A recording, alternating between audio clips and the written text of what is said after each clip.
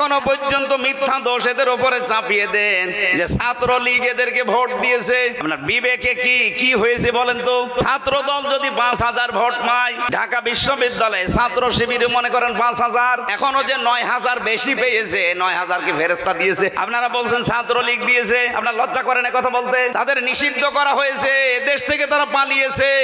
আপনি এত দিন ধরে রাজনীতি করে এরা ১৪,০০০ প্লাস পায় আর আপনি ৫,০০০।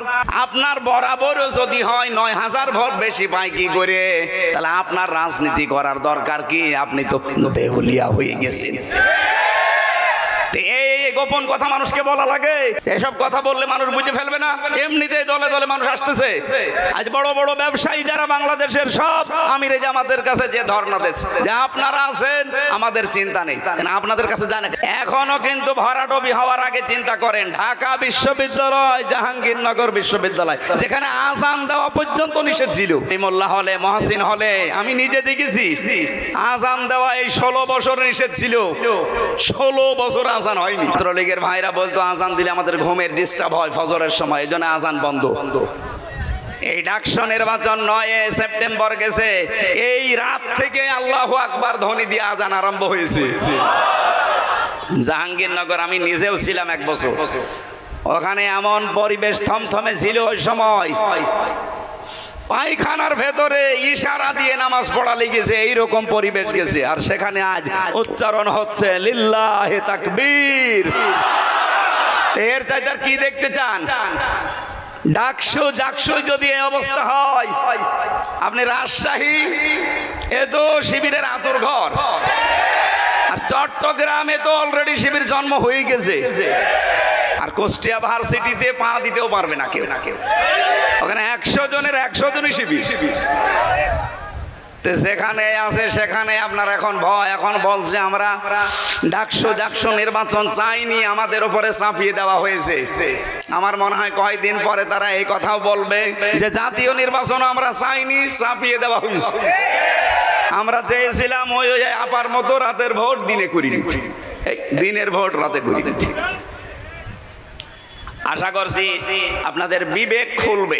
এখনো থামেন, নয়তো যা আরম্ভ করেছেন শেষে মাথা গোজার ঠাঁইও পাবেন না। আর এবার বাংলাদেশে যে অবস্থা তৈরি হয়েছে, আমি খোলাখুলি বলছি ভাই, কোনো গোপন কথা না।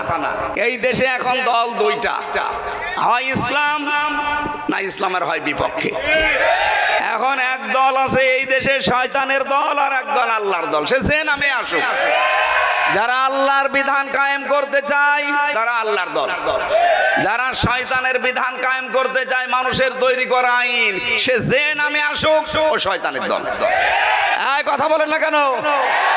সুতরাং এই দেশে আর আপনি মাঝখানে থাকতে পারবেন না, যে কোনো একদিকে যাওয়াই লাগবে। হয় থাকবেন না যাবেন। এদেশে এখন সামনে কিন্তু বদরের ময়দান অলরেডি আসতেছে।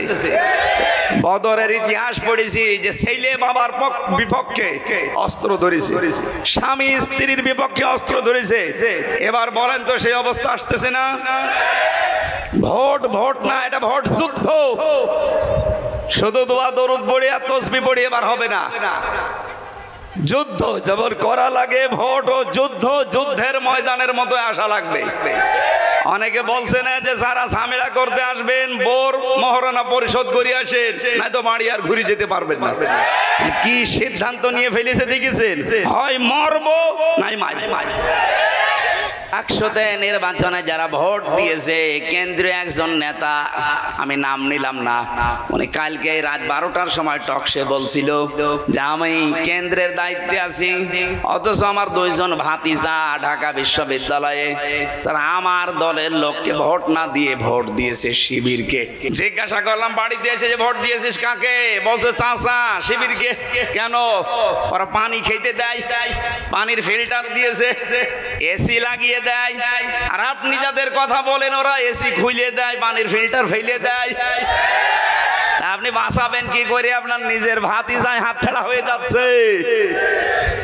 এদেশে এখন যে অবস্থা চলছে, জোর করে জবরদস্তি করে টিকে থাকা এই দেশের মানুষের কাছে আর সম্ভব না।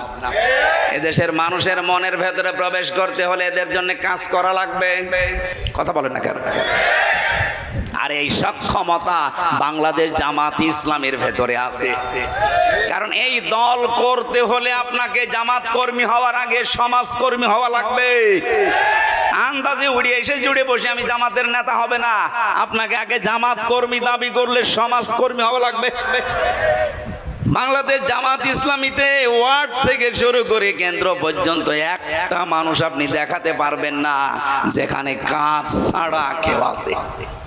ও যদি রাস্তা ছাড়ো দেওয়া হয় তাও কাজ করে খায়, আর কাজ করে খেলে প্রতি মাসে যদি 15,000 টাকা উপায় হয়, 100 টাকার 5 টাকা তারা এমনিতেই জামাত ইসলামকে দান করবে।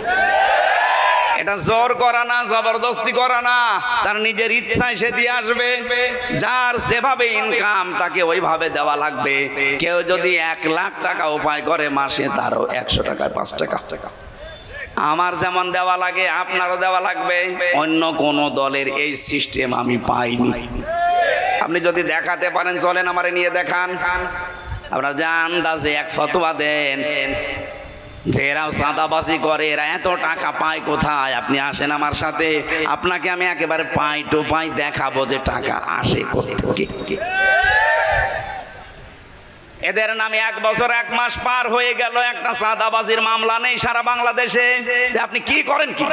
বাংলাদেশের ঐতিহ্যবাহী জেলা রাজশাহী 4 ঘাট থানার অন্তর্গত নন্দনগাছি হাবিবপুর আলিম মাদ্রাসা ময়দানে বাসোপাড়া দারুল কোরআন হাফিজিয়া মাদ্রাসার উন্নয়ন কল্পে তাফসিরুল কোরআন মাহফিল। আমরা এই যে 300 জন নমিনেশন পেয়েছি সারা বাংলাদেশ থেকে, আমরা কেউ পদপ্রার্থী না, এমনকি আমি নিজে কুষ্টিয়া 3 আসনে, উনি বাঘা 4 ঘাটের জন্য। বলেন তো, জিজ্ঞাসা করেন ওনারে, উনি যেই দিন নাম ঘোষণা হবে ওই দিনও জানতেন কিনা? জানতেন না। অথচ এই পদ পাওয়ার জন্য দেখেন বাংলাদেশে অনেকেই সামনে মারামারি করে মরে যাবে। আমি কি বেশি বলে ফেললাম? না, আপনি দেখবেন তারপরে বলবেন। এই পদটা নিয়ে আসতে কমপক্ষে 5-7 কোটি 10 কোটি 20 কোটি টাকা তো লাগবেই। এমনকি এ পদ পাওয়ার জন্য অনেকে মরে যাবে। কারণ তাদের উদ্দেশ্য শুধুমাত্র জনগণের সেবা করা না, তাদের আরেকটা সেবা আছে। কিন্তু জামাত ইসলামী থেকে এইরকম কোনো ধান্দাবাজ নেই। অলরেডি ঘোষণা আপনারা শুনেছেন আমির জামাতের কাছ থেকে যে এই দল থেকে কেউ যদি এমপি হয়, মন্ত্রী হয়, 5 বছরে তার 1টা টাকা বাড়বে না, যা আছে আরো কমে যাবে। এই দেশে 73টা দল, কোন দল এই গ্যারান্টি দেখতো ওই দল থেকে এমপি দাঁড়াবে না? বলবো ঝামেলা করে লাভ কি? আমার ওখানে যিনি আছেন উনি অলরেডি ঘোষণা অলরেডি দিয়েছেন যে দরকার হয় আমি 100 কোটি টাকা খরচ করব, তারপরও এই আসন আমার চাই। আপনার কি লাভ ভাই? আমাদের 1 টাকা খরচও নেই, 1 টাকা তোলার ধান্দাও নেই। আর আপনি 100 কোটি টাকা যদি খরচ করেন, কমপক্ষে 5 বছরে 500 কোটি টাকা তুলবেন। আর যেভাবেই তুলবেন এগুলো তো সব জায়েজ নাকি? এই কারণে আমাদের অবস্থা এই জায়গায় দাঁড়িয়েছে, আগামীতে দাঁড়াবে না ইনশাআল্লাহ। যিনি আজকের প্রধান অতিথি, বিশিষ্ট ইসলামী চিন্তাবিদ, শিক্ষাবিদ অধ্যক্ষ জনাব নাজমুল হক দামাত বারকাতুহুমুল আলিয়া, বলেন আমিন। বিশেষ অতিথি সেক্রেটারি বাংলাদেশ শ্রমিক কল্যাণ ফেডারেশন রাজশাহী বিভাগ, রাজশাহী জেলা মাওলানা শফিকুল ইসলাম। আমন্ত্রিত অতিথি অনেক মানুষের নাম দিয়েছেন আপনারা, জনাব আবুল কালাম আজাদ, সোহেল রানা না সোফেল রানা, সোফেল ভুল হয়েছে মনে হয়, সোহেল রানা হওয়ার কথা ছিল হয়তো নাকি। জনাব আয়ুব আলী এবং মিজানুর রহমান। এখানে যাদের নাম দেখলাম এদের নামে দেখেন এখানে কিছু লেখা আছে। একজনের লিখেছেন আমির বাংলাদেশ জামাত ইসলামী 4 ঘাট উপজেলা, বাংলাদেশ জামাত ইসলামী 4 ঘাট উপজেলার সহকারী সেক্রেটারি, বাংলাদেশ জামাত ইসলামী 4 ঘাট উপজেলার সেক্রেটারি, বাংলাদেশ জামাত ইসলামী নিমপাড়া ইউনিয়নের আমির। আমার মনে হয় বাংলাদেশ জামাত ইসলামী এখন শুধু ইউনিয়ন না, ওয়ার্ড না, এখন ঘরে ঘরে পর্যন্ত পৌঁছে গেছে। এদেশে এখন একটা ঘরও নেই যে ঘরের মানুষ জানে না যে এদেশে জামাত ইসলামী নামে একটা দল আছে। সে ভালো জানুক আর খারাপ জানুক, কে কথা বলে না কেন? এই খারাপ জানানোর পেছনে এই 54 বছরে যারা দায়িত্বে ছিল তারা দায়ী। এরা এই সত্য মিথ্যা মিশ্রণ করে এদের বিরুদ্ধে শুধু প্রোপাগান্ডা চালিয়েছে, অথচ জনগণের কাছে 54 বছর আসতেই দেয়নি। 1 বছর মাত্র এসেছে, দেখেন দলে দলে পালে পালে মানুষ এখন ইসলামে আসতেছে। বিশেষ করে ডাকসু আর জাকসুর পরে তো টর্নেডো বয়ে যাচ্ছে দেশে। আমি তো আর রাজশাহী শুধু না, এই দেশের 630টা থানা, প্রায় সব জায়গায় কম বেশি দৌড়াচ্ছি। সারা দেশে একটা ঝড় উঠে পড়েছে ডাকসু জাকসুর পরে। এখন অধিকাংশ মানুষ বলছে আর কোনো দিকে নেই, এখন আছে আল্লাহর বিধান কায়েম করার জন্য যা হয় হবে।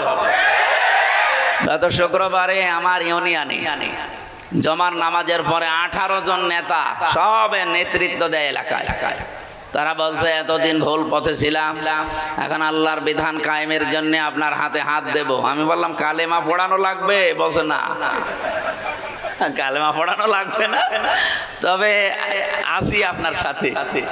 বলে এতদিন বলে ডাকসু আর জাকসু আমাদের বিবেক খুলে দিয়েছি। সারা দেশে আমি কোরআনে কারিমের একটা আয়াত পড়ছিলাম, এর আগেও বহুবার পড়েছি।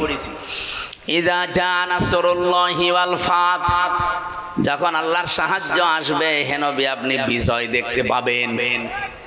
এই যে বিজয় যখন আপনি দেখতে পাবেন, কমপক্ষে 9টা নমুনা আসবে আপনার সামনে।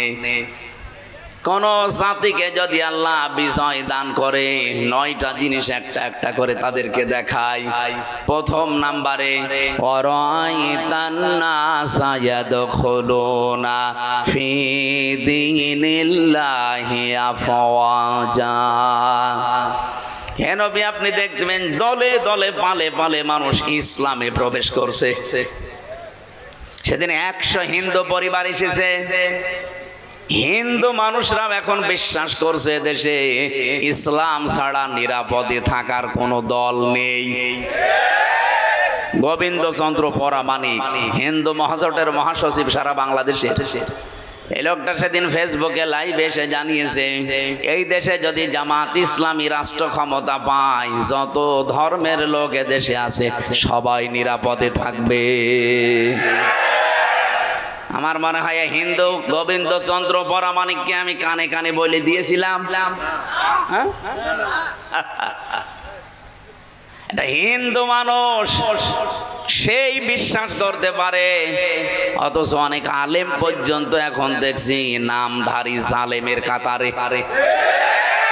মুরব্বী মানুষ একমা কবরে একবার টাঙায়, এখনো পর্যন্ত জালেম মুনাফিক এবং রাম আর বামদের টাকা খেয়ে ফতোয়া দিচ্ছে যে জামাত ইসলামী কোনো ইসলামী দল না, এটা ভণ্ড ইসলাম, এরা মওদুদের মতবাদ কায়েম করতে চায়। আপনি মরণের আগে এরকম মিথ্যা কথা মিথ্যা তহমত দিতে পারলেন, আপনার তো ঈমান নসিব হবে না। এত বড় মিথ্যা তহমত দেন কি করে? উনি জেলার সহকারী সেক্রেটারি, জিজ্ঞাসা করেন তো এই দেশে জামাত ইসলামী মওদুদিবাদ প্রতিষ্ঠা করতে চায়। মওদুদি আমাদের ইমামের, আমাদের মাযহাবের ইমামও না, ওনার কোনো মাসলাও আমরা নেই না। ওনার একটা বিষয় শুধু আমরা নিয়েছি যে গণতান্ত্রিক পদ্ধতিতে ইসলাম কায়েম করা। হ্যাঁ, আপনার কাছে যদি এটা ভালো না লাগে আপনি অন্য কোনো পদ্ধতি দিতে পারেন, দেন। আমরা তাকে মাযহাবের ইমাম মানি না, কোনো মাসলার ইমামতারে মানি না। আর আন্দাজে এই তহমতটা আপনি এই 54 বছর লাগিয়ে দিয়েছেন। এই মিথ্যা কথা বলার জন্য আমার মনে হয় তার তওবা করা উচিত, না করলেও লোক বেঈমান হয়ে মরবে। কারণ তার জন্য লক্ষ লক্ষ মানুষ বিভ্রান্ত হচ্ছে। একটা মানুষ যদি একজনকে মেরে ফেলে, তাকে মেরে ফেলেন, তার গোনা শেষ। একজন মানুষ যদি 1000 মানুষ হত্যা করার কাণ্ডারি হয়, যেমন হাসিনা, ও তো একজন মারে নাই, ও মানুষ একজন, কিন্তু মানুষ হত্যা করার তালিকায় ওর নাম লক্ষ লক্ষ। এখন এখন হাসিনাকে যদি আপনি একবার মেরে ফেলেন ওর গোনা মাফ হবে না, ওরে কমপক্ষে 2732 বার মারা লাগবে, তাও শুধু 24 সালের জন্য, আর বাকি সালগুলো বাদ দিলাম। একজন মানুষকে আপনি এতবার মারতে পারবেন? ওর এত জীবন আছে, আর ওর যা জীবন ও তো জীবনই না, ও তো বোনাস হায়াতে আছে। কি কথা বলেন না? ও কি বেশি থাকার কথা? এখন তো মরে যাওয়া দরকার, কারণ এখন আমাদের হায়াত নিয়ে বেশি আছে, যদিও আমাদের দেশে নেই। যেখানে আছে ওই দেশের মানুষের হায়াত এত না গড়, ও যতদিন বেঁচে আছে অন্তত ওনার মরে যাওয়া উচিত। কারণ এই পৃথিবীতে আমি দেখলাম গোপালী, নেপালি আর মোদিজি এসব পালানোর ধান্দায় আছে। তা আমি যেটা বোঝাতে চাই, একজন মানুষ যদি একজন মানুষকে বিভ্রান্ত করে, তার একটা গুনাহ হয়েছে, আর ওই একটা লোকের কথার দ্বারা, কাজের দ্বারা যদি লক্ষ লক্ষ মানুষ বিভ্রান্ত হয়, ওকে আপনি একবার শাস্তি দিলে ওর গুনাহ মাফ হবে না। এই জন্য ইসলামের নাম নিয়ে হোক আর অন্য কোনো নাম নিয়ে হোক, এদেশে যেহেতু এখন সব ইসলাম এক জায়গায় হওয়ার একটা সম্ভাবনা দেখা অলরেডি দিয়েছে, যাদের ভেতরে এতদিন ছোটখাটো বিষয় নিয়ে মতপার্থক্য ছিল, এখন সব বাদ দিয়েছে। তারা বলছে এবার ইসলামের বাক্স যাবে একটা। এই জন্যই তো জালেম আর মুনাফিকদের মাথা খারাপ হয়ে গেছে। তারা এতদিন যারা আমারে বলতে হুজুর দোয়া করেন, এখন দোয়া না বদ দোয়ার জন্য ডাকে না। তারা বুঝে ফেলেছে যে 8 দল না, এদেশে আরো যারা ইসলাম চায় তারা যদি সব এক হয়ে যায়, এখন যাদের ডাকে সাড়া দিয়ে হচ্ছে তাদের বিরুদ্ধে টার্গেট লাগাও। এই কারণে জামাত ইসলামী ভণ্ড, এরা মওদুদিবাদ, এই কথাগুলো এই 54 বছর পরে আবার নতুন করে আরম্ভ করেছে অনেক আলেম নামে জালেম। আমি জালেমই বলবো, কারণ মিথ্যা কথা বলেন কেন আপনি?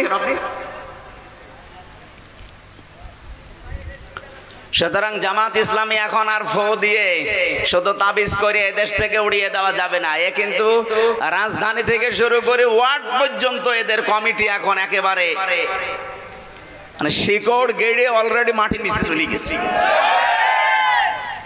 এই জন্য এই সমস্ত ধান্দায় যারা আছেন, এই ধান্দাবাজি বাদ দেন।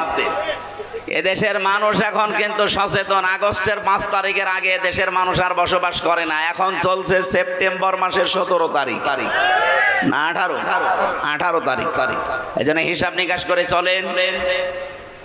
আশা করছি আপনাদের বিবেক খুলবে। এরপরও যদি কেউ দাদা বাবুদের কথায় নাচেন, যা হয়েছে আপার আপনাদেরও তাই হবে। আপনাদের আমরা ভালোবাসি, আপনারা মুসলিম মানুষ। আশা করছি অন্তত ভারতের আগ্রাসন যেন এদেশে আর ডানা বাঁধতে না পারে। যাদের দ্বারা বাঁধবে জাতি কিন্তু খুব সতর্ক, তাদেরকে চিনে ফেলবে, জীবনের মতো তাদেরকে তালাক দেবে। এদেশে কোনো ভারত প্রীতি চলবে না। কথা বলেন না কেন? এই দেশ যদি চলে, দেশের 18 কোটি মানুষের সিদ্ধান্ত অনুযায়ী চলবে। কোন দাদা কোন বাবার কথায় আমরা চলতে চাই না। আজকের মাহফিলে আলোচনা রাখলেন সেই খুলনা থেকে এসেছে অনেক কষ্ট করে মাওলানা রবিউল ইসলাম, মাওলানা হোসাইন মাহফুজ। ব্যবস্থাপনায় আছেন আব্দুল্লাহ আল মামুন উজ্জ্বল মাস্টার। ওখানে দাওয়াত দিয়েছিলেন আমার যিনি রওশন আলম নাকি যেন নাম ব্যক্তিটার, রওশন আলম। মঞ্চে বসে আছেন আপনাদের এলাকার অবশ্যই সম্মানিত, নয়তো এখানে আপনারা চেয়ার দিতেন না। এদের সম্মান আর মর্যাদা কামনা করছি তাদের ঈমান এবং আমল অনুযায়ী। আমি সে কথা বলি, ওখান থেকে একটা শিক্ষা বের করার চেষ্টা চালাই। দেখেন তো কেন ওনাদের আগে সম্মান কামনা করলাম। আল্লাহ রাব্বুল আলামিন জানিয়েছেন, ইয়ারফাউল্লাহুল্লাযীনা আমানু মিনকুম ওয়াল্লাযীনা উতুল ইলমা দারাজাত। তোমাদের ভেতরে যারা ঈমান আনে আর ঈমানের দাবি অনুযায়ী যে মানুষগুলো ইলম অর্জন করে আমল করে, এই দুইটা গুণ যাদের ভেতরে আমি দেখতে পাই। ইয়ারফা এটা মোজারে, বর্তমান ভবিষ্যৎ, প্রেজেন্ট ফিউচার। আল্লাহ পাক দারাজাতুন না দিয়ে দারাজাত বহু বচন দিয়ে জানাতে চেয়েছেন। এই দুটো গুণে গুণান্বিত যারা অর্জন হবে, দিন যত যাবে তাদের মর্যাদা তত বাড়তেই থাকবে। আল্লাহ শুধু বাড়িয়ে দেবে তা না, বাড়াতেই থাকবে। এই জন্য আশা করছি যারা এখানে স্টেজে চেয়ার পেয়েছেন, ঈমান অবশ্যই আপনাদের আছে। ঈমান এবং আমল করা লাগবে আপনাদের জ্ঞান যোগ্যতা এলেম অনুযায়ী। কারণ বহু মানুষ তাদের জ্ঞান অনুযায়ী যোগ্যতা অনুযায়ী কাজ করে না, এই জন্যে তাদের মর্যাদা সম্মান দুনিয়াতে আল্লাহ আরো নষ্ট করে দেয়। কথা বোঝেন আমার? আমি নাম নিলাম না। বহু মানুষের জ্ঞান আছে, যোগ্যতা আছে, কিন্তু সে অনুযায়ী সে চলে নাই। এই জন্য আল্লাহ পাক তাকে তার উপরে তুলতে তুলতে এত নিচে নামিয়ে দিয়েছে যে সেখান থেকে আর উঠে আসা সম্ভব না। আপনাদের এই আসনের যিনি মন্ত্রী ছিল কোথায় উঠেছিল? আল্লাহ এত নিচে নামিয়ে আছে। আমি সেদিন কোন দেশে যেন গিয়েছিলাম, সিঙ্গাপুর নাকি মালয়েশিয়া যেন, সেখানে যে দেখি নিচে বসলাম, হোটেলে দেখি চা খাচ্ছে। সালাম দিলাম, আসসালামু আলাইকুম। ওয়ালাইকুম আসসালাম বলবে তো না, বলছো হুজুর আমরা আগেই পালিয়েছি। আর সালামের জবাব না দিয়ে বলে ওয়ালাইকুম আসসালাম বলবে না, বলছে আমরা আগেই পালিয়েছি। আপনি পালালেন কেন? এটা কোন জেলা যেন? রাজশাহী। পাশে নাটোর, ওখানে আর এক মন্ত্রী ছিল, খালি পলক মারে। কি অবস্থা এখন দেখেন। সেদিন আমি আদালতে হাজিরা দিতে গিয়েছিলাম আমার মামলার, যে দেখে আল্লাহর ওলি কাঁদতেছে। অথচ কি গেট আপ ছিল দেখেছেন? এক এক সময় এক এক সাজে থাকতো। এখন আপনজন বলতে তার কাছে আর কেউ নেই। তার যে পরিচয় দেবে সে পরিচয় দিলেও ভয় পায়। আপনজন যারা স্ত্রী পুত্র শব্দ বাইরের দেশে চলে গেছে, তার কাছে এখন এক প্যাকেট বিরিয়ানি নিয়ে খাবার নিয়ে কেউ যাবে সেই রকম মানুষও নেই। অথচ কি দাপট ছিল তার।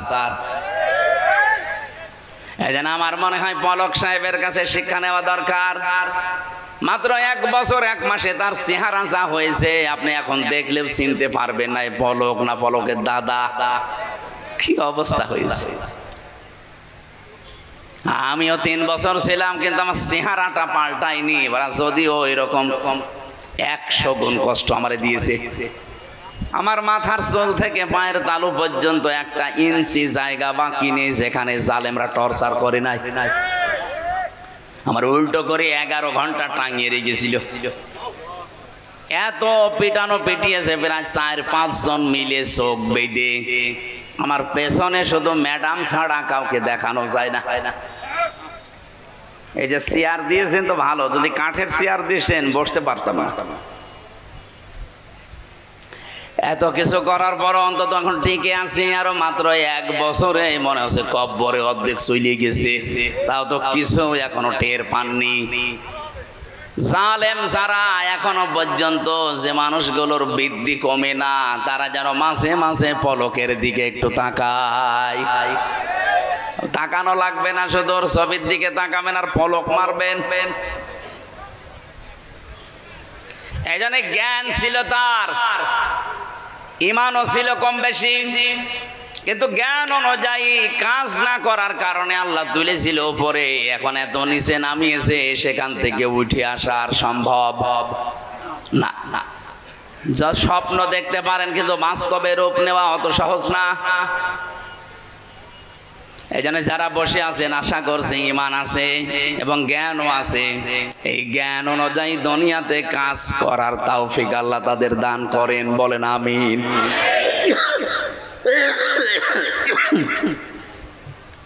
সামনে বসা মুসলমান ভাইরা কষ্ট করে আছেন বসে। এটা একটা আলিম মাদ্রাসা, এখানে বহু আলেম আছে। আলেমদের সম্মান মর্যাদা দুনিয়া আখেরাতে কামনা করছে আল্লাহ যেন দান। কিচ্ছু লাগবে না ভাই। পর্দার আড়ালে শুধু ডানে বামে না, বিভিন্ন জায়গায় তারা বসে আছে। সম্মানিতা মা এবং বোনেরা, প্রশাসনের ভাইরা, প্রাণ প্রিয় রাজশাহীবাসী, আল্লাহর দরবারে শুকরিয়া জানাচ্ছি যে এই বৃষ্টি মুখর দিন, রাতেও আমাদের সারা রাত আজকে বৃষ্টি এখানেও হয়েছে, হয়তো নয়তো যে কাদা মাটি। সুতরাং এই ঘন্টা 2-3 সময় আল্লাহ আমাদেরকে কোরআন শোনার জন্য যে একটু বের করে দিলেন। আমরা তাফসীর আকারে কথা বলতে চাই, আপনারা থাকবেন তো ইনশাআল্লাহ? এখানে মাগরিবের আজানের 10 মিনিট আগে আমরা ছেড়ে দেবো ইনশাআল্লাহ। দল মত নির্বিশেষে অনুষ্ঠান। এটা কি শুধু জামাত ইসলামী বাংলাদেশের অনুষ্ঠান? না, এ কোরআন শরীফ শুধু জামাত ইসলামী বাংলাদেশের না। কিছু কিছু মানুষ এখন কথা তুলতেছে যে এনাদের নামে ইসলাম শব্দ থাকা জায়েজ নেই। কেন? তারা বলছে আমরা শুধু কোরআন মানি আর হাদিস মানি, এজমা কিয়াস ইজতিহাদ এগুলো আমরা মানি না। আপনি তো কোরআনও মানেন না, হাদিসও মানেন না, শুধু মানেন চাপাবাজি আর সাদাবাজি। বলেন আপনাদের জীবন যারা একথা বলে যে জামাত ইসলামী বাংলাদেশ, এখানে ইসলাম শব্দ থাকা যাবে না, শুধু জামাত বাংলাদেশ। আপনারা দলিল দিচ্ছেন যে আমরা কোরআন আর হাদিস মানি, বাকি কিছু মানি না। ওনারা যা করে কোরআন হাদিসে পড়ে না, আপনি যা করেন ওটা কোরআন হাদিসে পড়ে। আপনার চাঁদাবাজি আর সাদাবাজি কোরআনের কোন জায়গায় আছে আপনি দেখান তো। সেদিন একটা হাদিস পড়ছিলাম জেলা ইউনিটের বৈঠকে, বিশ্বনবী জানিয়েছেন আনাবি যাররিন রাদিয়াল্লাহু তাআলা আনহু قال قال النبي صلى الله عليه وسلم من ادعى ما ليس له فليس منا وليتبوأ مقعده من النار। মুসলিম শরীফের হাদিস। একটু খেয়াল করে শুনবেন।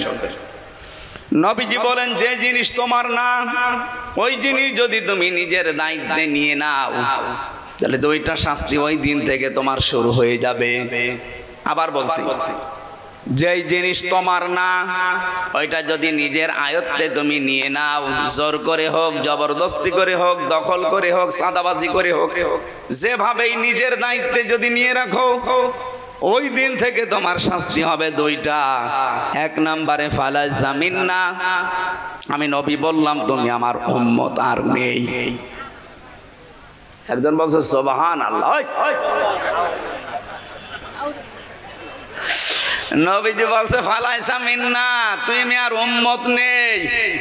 বলেন তো ইহুদিরা নবীর উম্মত, খ্রিস্টানরা উম্মত, হিন্দুরা উম্মত, বৌদ্ধরা উম্মত। ওরা মারা গেলে জানাজা হয়। বলেন বলেন বলেন।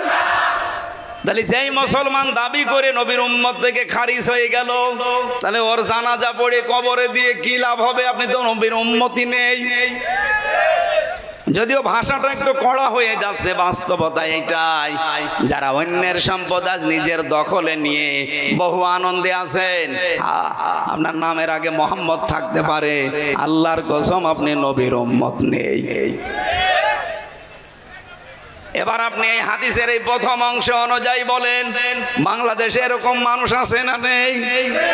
বলেন বলেন। নাম ধরবো। রাজশাহীতে বহু অলিয়া আল্লাহর নাম আমি জানি। দুই নম্বরটা আরো কঠিন, ওয়ালিয়াতাবাওয়া মাকআদাহু মিনান নার, সে যেন জাহান্নামে নিজের একটা স্থান বরাদ্দ করে নিল। আমার তো হাদিস পড়ার পর থেকে ভয় যে 1 বছর 1 মাসে বহু নবীর উম্মত দাবিদার খারিজ হয়ে গেছে। আমি আমার কুষ্টিয়ারটা জানি, বহু মানুষ এখন আর নবীর উম্মত নেই। ইহুদি মরে গেলে যদি আমারে জানাজা পড়াতে না ডাকেন, নবীর উম্মত যে লোকটা আর নেই, ও মরে গেলে আমারে জানাজা পড়াতে ডাকেন কেন? ওর জন্য আমি না কাবার ইমাম যদি এসে জানাজা পড়াই কবুল হবে? বলেন বলেন বলেন। কি বলবে সেই ইমাম সাহেব এসে? বিসমিল্লাহি ওয়া আলা মিল্লাতি রাসূলিল্লাহ, আল্লাহর নামে রাসূলের দলে তুলে দিয়ে গেলাম। অত আল্লাহর নামেও নেই, রাসূলের দলেও নেই। আশা করছি আপনার বিবেকে ধাক্কা লাগবে। এরপরেও যদি কারো বিবেক না খোলে, আমার মনে হয় তার বিবেকের উপরে কুকুরে পোশাক করেছে। দেখেন স্যার বলছে ঠিক। দুই নাম্বারটা যেহেতু আরো কড়া, ওয়ালিয়াতাবাওয়া মাকআদাহু মিনান নার, সে যেন জাহান্নামে নিজের একটা স্থান বরাদ্দ করে নিল। আল্লাহ তুমি আমাদেরকে বাঁচাও। হ্যাঁ, এখানে একটা টিকা আছে, হাদিসের টিকাটাও বলছি। এদিকে তাকান তাকান। বহু মানুষ এই 1 বছরের ভেতরে ফতোয়া দিয়েছে যে বাংলাদেশ জামাত ইসলাম ওই হাদিসের ভেতরে আছে। কেন? কারণ তারা ইসলামী ব্যাংক দখল করে নিয়েছে। এত বড় ডাহা মিথ্যা কথা আপনি বলতে পারলেন? ইসলামী ব্যাংকে আপনার বাবার, যাদের ব্যাংক তারা ফেরত পেয়েছে, এদের মাথার ঘাম পায়ে ফেলা ব্যাংকটা এতদিন হাত ছাড়া হয়ে গিয়েছিল, এতদিন কেড়ে নিয়েছিল জালেমরা, এখন তারা ফেরত পেয়েছে। এটা চিন্তায় বলে না নিজের জিনিস নিজে ফেরত পাওয়া। আপনার কোন জিনিস যদি হাতছাড়া হয়ে যায়, ওইটা যদি আপনি ফেরত পান, তাহলে এই হাদিসের শাস্তির আওতা মুক্ত থাকবেন। সুতরাং আন্দাজে এই দোষ দেওয়া যাবে না যে এরাও ছিনতাইকারী। আশা করছি আমার যে ধারণা বাংলাদেশ সম্পর্কে, আমি যতটুকু দেখতে পাচ্ছি, এদেশে ইসলাম এবার সংসদে যাবে। আর একবার যদি যেতে পারে না, 5 বছর লাগবে না, মাত্র 2 বছর ইসলাম এমন কায়দা কৌশল চালাবে, কিয়ামতের আগে এদেশে কোনো মুনাফিক আর ইসলামের কাছ থেকে এদেশ কেড়ে নিতে পারবে না। কিন্তু অনেক আলেম আমি দেখতে পাই, বহু আলেম এখনো পর্যন্ত অ্যাক্টিভ না। এরা বলে হুজুর দোয়া করেন, গোপনে আছে। গোপনে আছে মানে আপনি এইরকম অবস্থায় যদি বলেন যে আমি গোপনে আছি, আপনি ওপেন হবেন কবে? ইসলাম চলে আসলে আপনি ওপেন হবেন, তখন আপনার দরকার কি? আর আপনার কেন এই ধারণা হয় এই অবস্থা তৈরি হওয়ার পরেও যে ইসলাম যদি না আসে তাহলে আমি অ্যাক্টিভ ভাবে নাজমুল হকের পক্ষে কাজ করব, আর ইসলাম আসবে না, তখন আমার ইমামতি থাকবে? তো আপনি ইমামতি নিয়ে আসেন। ছেলে যদি মাইক হাতে নিয়ে এলাকার মানুষকে শোনায় যে আমার বাবার সম্পদ আমি পাই কি না পাই, আমার সন্দেহ লাগে, বলেন তো এটা কি বৈধ সন্তান না জারজ? বলেন বলেন বলেন। আপনার বাবার সম্পত্তি আপনি পাবেন না, পাবে কি রবিউল?